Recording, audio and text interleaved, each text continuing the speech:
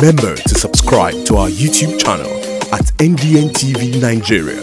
Click on the subscribe button and be the first to get notifications.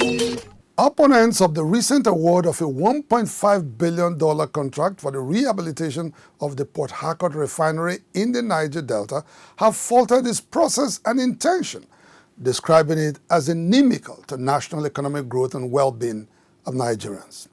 In their agreement with other Nigerians, they further opposed the circumstances surrounding the rehabilitation of the Port Harcourt refinery, while calling on the federal government to have a rethink in its decision, which they insist is not in national interest. Correspondent Chika Bodozie completes the story.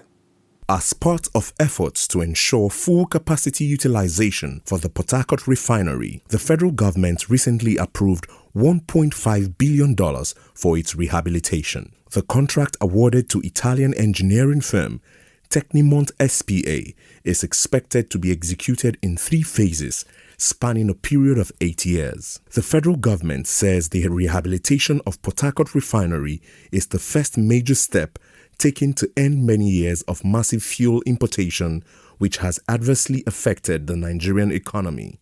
Consistent with ongoing reforms in the petroleum industry, the government intends to privatize the Port Harcourt refinery after its rehabilitation, a decision that does not go down well with some Nigerians. That's an issue which I feel is government fixing and selling to themselves, because I don't see how you will use such an amount of money to fix a refinery and now sell it off again. Why are they selling it? Why not sell it in the first place than use 1.5 billion or 1.7 billion to now repair it and now sell it off again? It doesn't make sense. The better you sell it and get the money than for you to renovate and then sell. Renovate a refinery of $1.5 billion and then sell it again. It's not going to make sense. Nigeria's 4 refineries, whose combined capacity utilization is currently in the neighborhood of 20%, have been poorly managed and maintained in the last 15 years. If revived to operate at full capacity,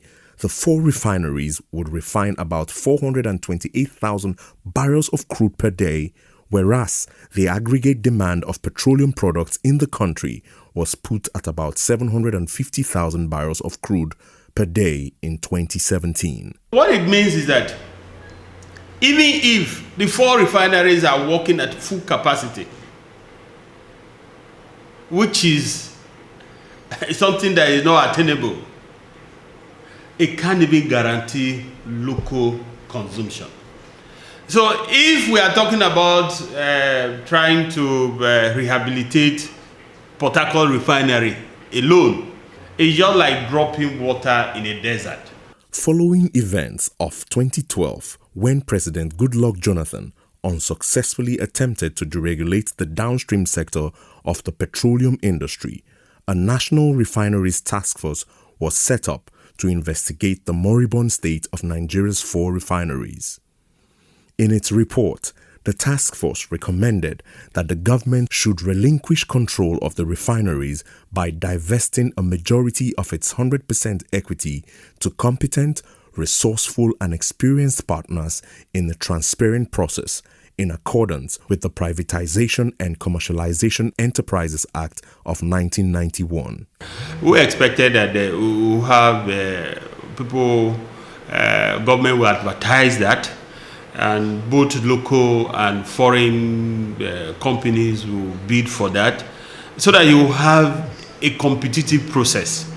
But there was nothing like that. Nobody knows how they arrive at that figure. The Port Harcourt refinery and other refineries have witnessed several other awards of contracts for turnaround maintenances that never saw the light of the day. To those who, took it with a pinch of salt are not to be blamed because of the experiences of the past.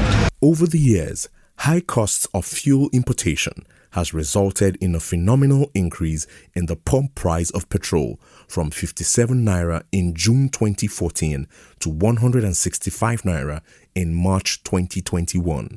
At the receiving end of incessant hikes in the price of petrol are the masses, particularly workers at the lowest cadres of federal and state civil service. With the benefit of hindsight, most Nigerians resident in the Niger Delta are not convinced that the $1.5 billion earmarked for rehabilitation of the Port Harcourt refinery would make any difference in addressing Nigeria's current energy crisis.